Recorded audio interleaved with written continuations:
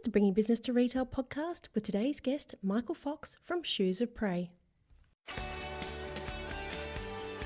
Welcome to the Bringing Business to Retail podcast on SelinaKnight.com. Stay ahead of the competition by opening your doors to business experts so you can learn, grow, and be inspired. Passionate about bringing business strategies to independent retailers, please welcome your host, Selina Knight.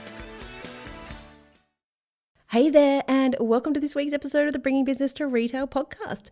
Today, I have a co-host. Yes, something very, very different.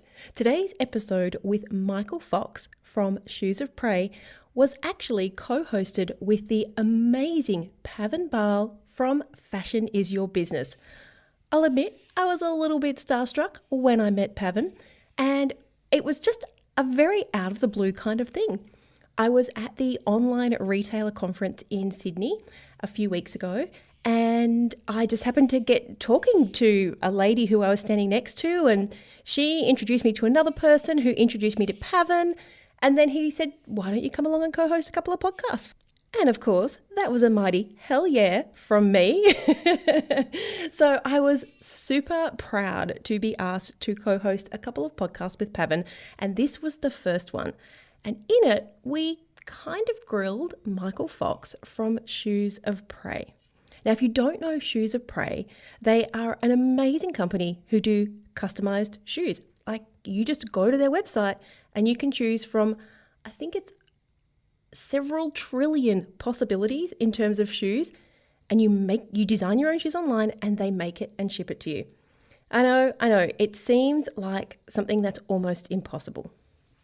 But these guys have managed to do it. Now, not without some ups and downs. And Michael talks about how the company has gone through a very big roller coaster in terms of growth and innovation and deliverability. I really think you are going to like this episode.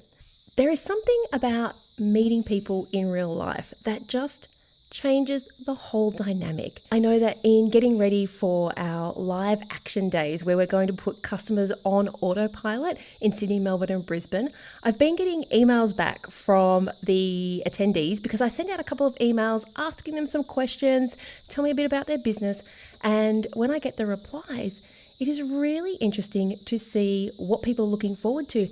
And funnily enough, the biggest thing that people are looking forward to is just stepping away from their business, just even if it's just for a small amount of time, even if it's just for half a day, not only to learn, because we all love to learn, but also to just get out there and meet other people, other retailers who are going through the same things as you.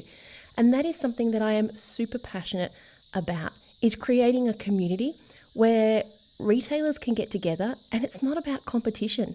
It's not about who can get the most customers or stealing customers from each other. It's about genuinely helping people and creating an environment where you're actually excited when your competition gets business. And that's a really difficult concept for a lot of people to absorb. But when you are open to this possibility that your competition doesn't have to be your competition, it opens up such an amazing world of opportunities. In fact, you've probably heard me tell this story before. One of my great friends and now one of my team, Elizabeth, used to be my competition in business. But when we ended up actually talking, we had so many things in common and we were able to help each other so much that we ended up just being extensions of each other's business, having somebody there, having somebody to talk to who's going through the same thing, who can help you get past the roller coaster, who can help you get past the obstacles. That is so rare in business, which is why having these live events where I get to meet people, I mean, that's my thing, right? If I had a choice in my business, I would just create content and host live events and speak. That's like the three things that make me super, super happy. And I'm moving towards that in my business. So I have just been so excited about putting together these live events. And I'm really chuffed to know that they're just about sold out. If you're in Sydney, when this went live, we did have one spot open back up because somebody had to cancel. It was sold out. In Brisbane, I think there were 3 spots available when I checked before we got on the podcast. And in Melbourne, there were about 4 or 5. And I did, for those who've been emailing, I did open up the spots in New York. So if you would like to come along before the NRF Big Show, it is on Saturday, the 12th of January in Midtown, New York, just a few blocks from the convention center where the NRF is hosting their event, the Javits Center. So that one is going to be on Saturday, the 12th of January. And I think I may be able to squeeze one, maybe two one-on-one half-day sessions where if you want to work on your business with me, not in a group environment, just one-on-one, we get down and dirty and get stuff done, then just pop me an email. Pop me an email to podcast@selinaknight.com and I can send you some more details about that as my schedule firms up a little bit. So just a quick recap for those live events. It's basically selinaknight.com/the capital city. So selinaknight.com/Sydney, /Melbourne, /Brisbane, /New York, all one word. And you can grab your tickets if they are still available when this goes to air. And if you're also heading off to the NRF Big Show, please make sure you drop me an email, tag me on Facebook, send me an Instagram DM, and we can catch up, maybe have a drink, generally just hang out. Okay, so let's jump into today's episode with co-founder of Shoes of Prey, Michael Fox, and of course, my fantastic co-host, Pavan Bal from Fashion Is Your Business. We actually have Mr. Michael Fox, co-founder, CEO of Shoes of Prey, and of course, if you are a loyal listener of Mouth Media Network podcasts, you may have listened to our previous podcast with Jodie Fox, co-founder also of Shoes of Prey, on the Current Innovators podcast, and she was live on March 7th. So if you're interested in getting some deep background on the company, on where they were in March, then please do go to thecurrentinnovators.com or anywhere where you listen to podcasts, and you could reflect on that, and we'll continue the conversation from here. I have a wonderful and beautiful co-host with me to my right, Miss Selina Knight. How are you doing? I am doing fantastically, and thank you so much for inviting me to come along and co-host. It is such a great opportunity to connect with you. Selina happens to be a retail strategist and also a fellow podcaster in the retail space. So she has a wonderful podcast that you should all check out called Bringing Business to Retail. Is that right? Did I get that? That is correct. And it is, as it says, we bring business strategies to retailers. Perfect. Just, why get coy? You know what I mean? Straight to the point. Say what you mean. Yeah. Michael, what's happening, man? Thank you for joining us on Mike today. Yeah, thanks for having me, Pavan and Selina. Nice to chat to you both. Yeah, absolutely. So let's start here. What is kind of the high-level overview for those that have been living under a rock about what Shoes of Prey is all about? Yeah, so essentially we do manufactured on demand women's shoes. So you can go to shoesofprey.com and you can either select from one of our pre-existing range, and we offer a full sizing range from sizes 2 to 15, half sizes, narrow, standard, wide, and extra wide. And so when you place the order for the shoes, we manufacture it on demand and deliver it to you. You can also, outside of selecting from our pre-existing range, you can also customize the shoes. So if you want to adjust the heel height, if you want to change some of the colors and materials on the shoe, change the upper pattern, you can do that, and then we'll make your perfect pair of shoes for you. It seems like so simple, right? Just give the customer what they want, right? Right. But when you really calculate the permutation there, I've heard anything in the trillions of options that this can be in terms of product selection possibilities. What is the actual number? Yeah, it is. We stopped calculating it a while ago, but it's in the many, many trillions. It is like 10 trillion or something like that. That is what exactly. I heard. That is insane. So the amount of technology that goes into this, Shoes of Prey has been a fast and quick and early leader of mass customized product, and you guys don't come from the retailer fashion background. You're really coming out of a curiosity of why doesn't this exist and maybe I should solve it. Yeah, right. And then that was, I don't know if that was a good route to journey down. You guys are successful, but I'm not sure if that's the rabbit hole that you're ultimately reflecting. But damn, I really wanted to attack that. That is a very good question. I think still remains to be seen. Sure. I think if we knew what we know now about the business and making shoes, there's no way we would have actually started the business in the first place. Yeah. I think that kind of naivety and maybe a touch of arrogance and why the hell doesn't this exist enabled us it's damn to go hard. right.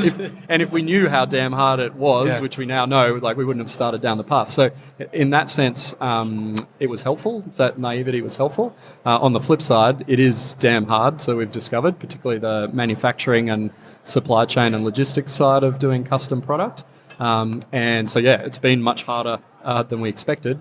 That's a double-edged sword, though. The good piece of that is that there's not a lot of competition because it is so hard. So it kind of come down to our own execution. Now, you all started in early days before the word fashion tech was really coined, or right around that time where that conversation was bubbling up, at least in New York and environments there. And, to see it kind of shift to now almost expectation of, giving a customized experience or a customized product or whatever have you. I mean, you really kind of have been there from the beginning of that trend and going through. So where can you give kind of a lens into where you are as a company in terms of size, scale, scope? Yeah, so we're so you're right. We started the company nearly 10 years ago now, so which is ancient. That's like days, back in the early days of e-commerce. Right. I remember when we were first building our first version of our shoe designer, we actually did it in Flash. So the web technology's changed a lot since then, and I think the iPhone had just come out. It's been a long time in terms of sort of size of where we're at. So we're a team of about 200 people globally. So we have our team in sort of headquarters is in LA, and then we do all of our manufacturing operations out of Dongguan in China. And we actually did initially when we started the business, we outsourced the manufacturing of the shoes, but we pretty quickly realized that our suppliers weren't that great at making shoes one at a time. They were kind of small little factories. They weren't in a position to be able to scale the manufacturing. And whenever we spoke to any larger factories and pitched them the idea, they were like, yeah, that's great. Our minimum order quantity is 1,000 pairs per style. And we were like, oh, hang on. Per size. Per style, at least per style. Yeah, we have 10 trillion styles. So Yeah, exactly, yeah. So we thought, something must be lost in translation here. So we're like, no, but we do customization, so we need one at a time. And they said, no, we understand, but our minimum order quantity is 1,000 of each of those one, Goodbye. So we came to the realization that we either had to quit and go back to our jobs at Google or learn how to make shoes ourselves. And again, I think that naivety kind of kicked in and we thought, it's making shoes, that's not rocket science, that can't be that hard. Turns out it is a very hard product to make, but we own it. We've stuck with it over the last sort of 6 or 7 years now of producing our own shoes, and we've kind of gotten very good at making shoes one at a time. And you're currently at a stage where the business is transitioning dramatically. So last December, you, as mentioned, you started owning your own warehouses and manufacturing facilities.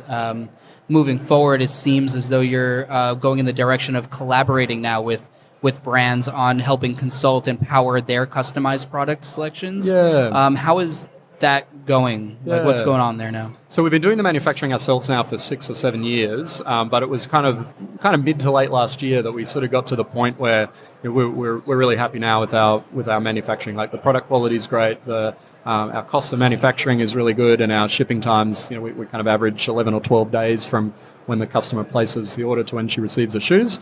So it took us 6 or 7 years to get our manufacturing operations humming really smoothly.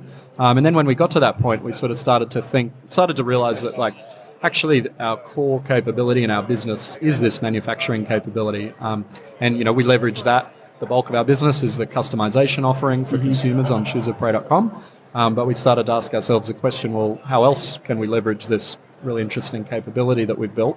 We realized that a lot of other brands want to get into customization and personalization, so we can help power that.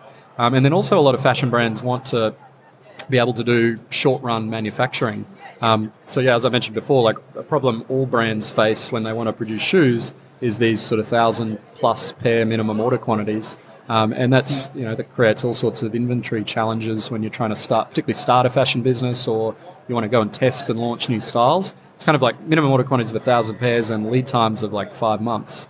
Whereas our factory is set up to do minimum order quantities of 1 pair and lead times of 11 or 12 days. So unreal. So we started to talk to these other brands, and even brands that don't want to do customization, they still want to be able to test and iterate new styles out in the market quickly. And so we've started to partner with other brands to do that sort of manufacturing. sort of short, sharp, fast turnaround manufacturing for them. And so we launched that in December, and I think Jody would have talked about that on the podcast in March. That would have been sort of kind of early days for it, but it's gone really well, and now it's roughly a quarter of our business today is that kind of wholesale private label manufacturing for other brands. Are you able to share some of the brands that you're working with right now? That's which ones can I share? We've stumped him. Yeah, I'm just trying to think which ones would allow me to share. So actually the Iconic. So they're leveraging the Shoes of Prey label. The Iconic's the largest fashion e-commerce retailer in Australia for those who don't live in Australia. And we're doing short-run manufacturing for them. They're using the Shoes of Prey label. So it's a kind of wholesale relationship, but their merchandisers are doing a lot of the design work themselves, leveraging our customization platform. So their merchandisers will spot gaps in their range that the other brands haven't filled. Like maybe in winter at the moment, maybe white boots are really popular, and they realize they didn't buy enough white boots. So rather than taking 5 months to get their other brands to produce white boots, they'll jump on shoesofprey.com, design up a range of white boots, and we'll manufacture and deliver those in 2 weeks. Actually, another one I can share is Anthropology Group in the US have a wedding e-commerce retailer called Beholden, BHLDN. So they're doing this. Their merchandisers are doing the same thing. So they'll spot gaps in their range of wedding shoes. They'll jump on the shoesofprey.com platform, design wedding shoes to fill in those gaps, and then just order. They'll literally order test runs of like 15 pairs, get them up on the site, and then the ones that work, they'll just keep replenishing with orders of roughly 100 pairs every week or two. So it's allowing them to test and iterate and not have all of the inventory risk that they would normally have in ordering shoes. Being at the forefront of this personalisation and customisation, how do you stay on top of what to do next to surprise and delight the customer? Yeah, that's a really good question. And actually, for us, that hasn't been as much the challenge as how to turn mass customization to turn it into like a mass market product. Probably our bigger challenge has been that we've got this core group of really passionate customers that love customization and love personalization, and we have really high NPS scores. Word of mouth is by far our biggest customer acquisition channel. So we've got this like group of like rabidly passionate customers. But our bigger challenge is how do we translate that into the mass market?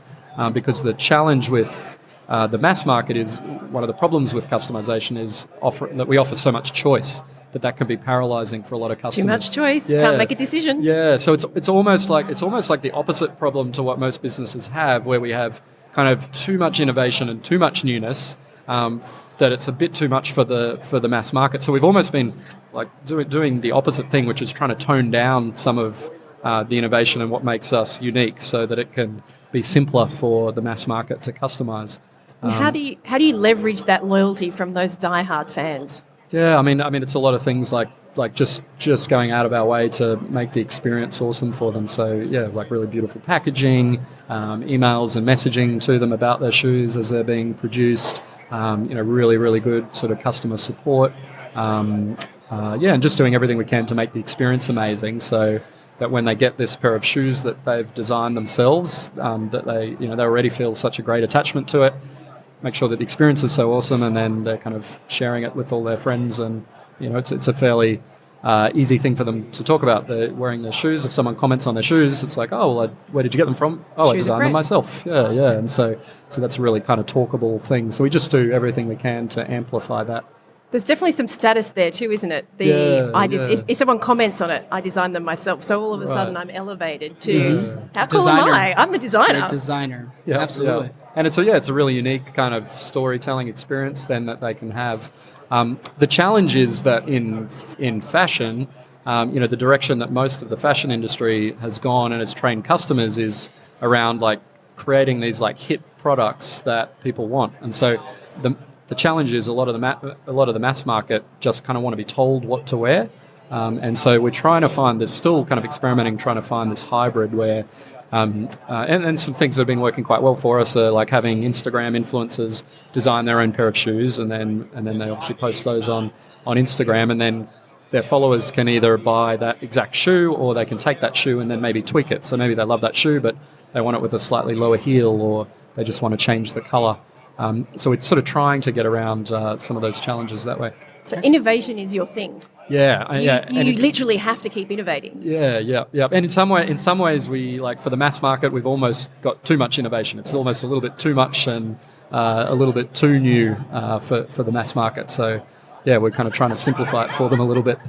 So I have a question for you, Michael, which is looking at all of the advances you've had. You are key innovators with Shoes of Prey in the industry. Let's list them. What do they got? Well, the customization so far, before anybody even wanted it, the quickness to delivery. Like a lot of people can't even get something from a already made from a retail store to a customer that quickly, to using influencers, to the social media, to going into the Nordstrom design your own shoes, kiosks, to sneakers, to these Cinderella sizes, to these collaborations, to the white label wholesaling. Do you think, potentially, that you may have lost focus from that core product that you had? Have you had a little bit of shiny object syndrome? It's a really, really good question, Selina. So, and yeah, actually, this I don't know if the answer to this might be helpful for some of your listeners as they think through it. I'll share kind of our thought process through this. So it's like an interesting business strategy problem that we've been working through over the last 12 months. So, love to hear it. Yeah, so we kind of probably 12, 18 months ago, we asked ourselves the question, like, what is actually the core competency that we've built in the Shoes of Prey business? And when we started the business, we would have said that that's customization. Like our core competency is the user experience of designing the product and then having the supply chain that can fulfill that custom product. As I mentioned earlier, a couple of years into the life of the business, we realized we had to do our own manufacturing, and we developed this manufacturing capability. And then 18 months ago, we were asking ourselves these questions, and we came to realize that actually our core competency isn't customization anymore, it's this on-demand manufacturing capability. So that's actually the thing that we are the best in the world at, and that's the thing that's the hardest to replicate. It's actually 10 years ago, it was really hard to build a customization user experience tool online. Today, it's pretty easy. You can get like an agency to do it for you, and they'll do a great job pretty cheap. 10 years ago, we didn't have data on our phones. No, right, exactly, yeah. So, but today, it's still really hard to get shoes made one at a time. There's women's fashion shoes, there's no one that does it except for us. So we came to realize that's actually our core competency, not the customization piece. So then we asked ourselves the question, well, if the manufacturing on demand is our core competency, how can we best leverage that to deliver value to customers? Thinking more broadly about who those customers are. And so we came to realize, well, customization is one path to doing that, but there's some other really good... Customization has a lot of challenges, and there's really not been many, if any, brands or in any product category that have built a mass market customization business. No. Like I still believe that it's a trend it's a trend that's moving in the right direction, but growth has been much slower than what I would have expected when we started the business 10 years ago.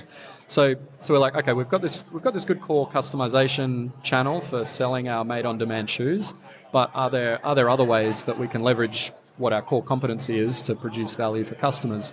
And so we came to realize, and you touched on it in your question, that there's these, we call them Cinderella segment of customers so actually 81% of the female population don't sit in the standard shoe size range of 5 to 10 standard width. Mm-hmm. Most women, 2/3 of women are a non-standard width. They should be wearing a narrow, wide or extra wide shoe. But because of all the inventory challenges and the high minimum order quantities, brands can't afford to stock like 100 different SKUs. We just jam our feet into shoes that don't fit. Exactly, and that's why heels are so uncomfortable, because most people are wearing the wrong size, and unlike sneakers, you can't adjust for that with the laces. So we realised, well, other brands can't offer this full size range, but because we manufacture on demand and don't have to hold inventory, we can. So there's potentially higher value for these customers who wear non-standard shoe sizes, which should actually be, most women should be wearing non-standard shoe sizes. We will pay money for shoes that fit and are comfortable. Yeah. In December, January, we started to adjust we still offer all the customization on the website, but we adjusted some of our brand messaging to focus more on these Cinderella customers. And we've found that Cinderella customers are now more than half of our shoesofprey.com buyers, and they repeat purchase more, because if you're a size 4, it's just very hard to find shoes that fit you. If you're a size 8 extra wide, it's very hard to find shoes that fit you. So once these women find Shoes of Prey and they, for the first time in their life, get a pair of comfortable shoes, they come back and repeat purchase. So this is a segment we create really good value for, and so these customers are willing to pay for that value. So we've adjusted some of our direct-to-consumer business to focus on that customer. And then, as I touched on before, and as you guys were asking about, we've started to do private label and wholesale manufacturing for other brands. So our manufacturing on demand capability allows us to produce pairs of shoes one at a time with a really fast turnaround. And there's lots of fashion labels out there who don't care about customization, but do care about small manufacturing runs and fast turnaround times. So your question is a really good one. Like, have we succumbed to kind of shiny object syndrome and doing too many things? I think and we asked ourselves the same question, but I think from a business, zooming out kind of business strategy point of view, our core competency is this manufacturing on demand capability.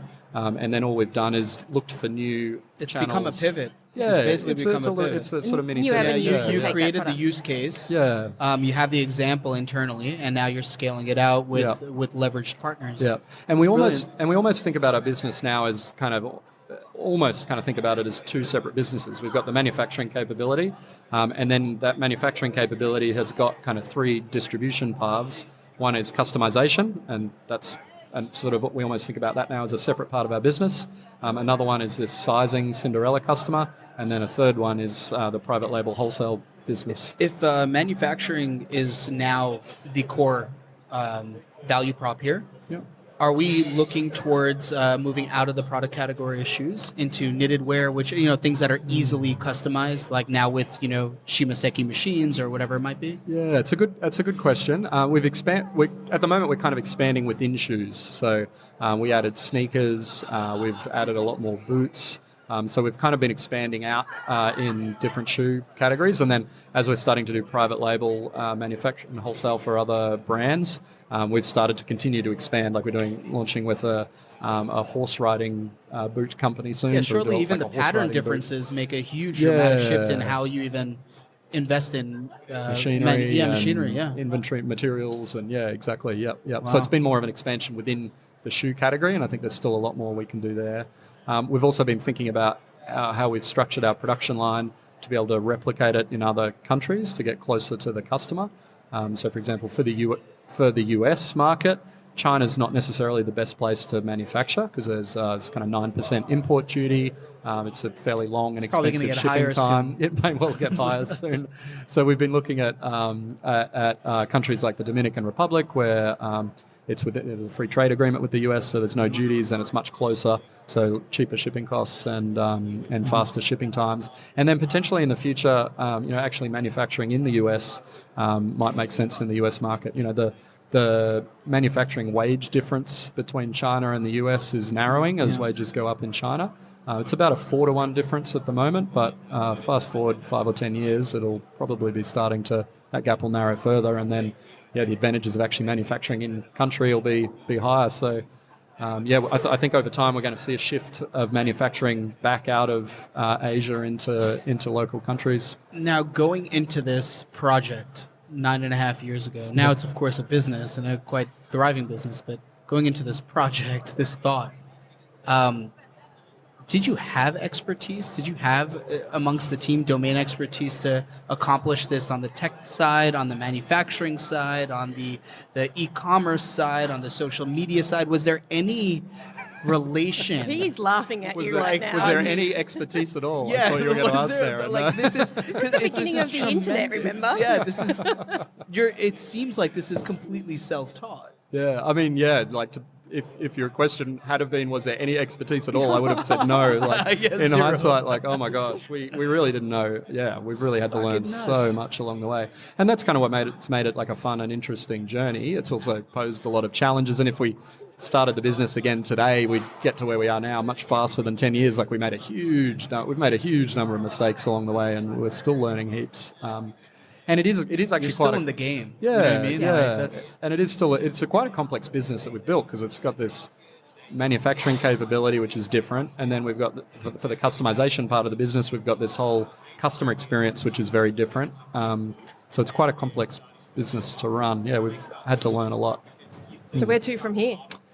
Yeah, I mean, we've hit all of our revenue goals over the last 6 months with this shift to sort of focusing on that Cinderella customer and the private label wholesale manufacturing. We've got some good and very big partners that we're starting to do development work on the private label wholesale side. So I think that particularly that part of the business is going to grow out pretty quickly. I think for that Cinderella customer, it's 81% of the female population are a non-standard shoe size. Probably only about 20% of the population know it. So there's this big. It's going to take time. There's this big kind of education opportunity with all these other customers. Still a big opportunity ahead of you guys. Yeah, exactly. So I think that'll grow sort of more gradually over time as customers sort of learn this. But I think foot scanning technologies are starting to get better. We're still not quite at the point where you can scan your foot accurately enough with a phone camera. But it's pretty close, and I think once that technology gets to the right place, I think there'll be a bit of an explosion in this, in actually getting shoes that properly fit you. Fantastic. Michael, it's tremendous. The journey has been unbelievable, and to be able to watch it from the very, very beginning, when I saw it as an idea to develop into this, it's unreal.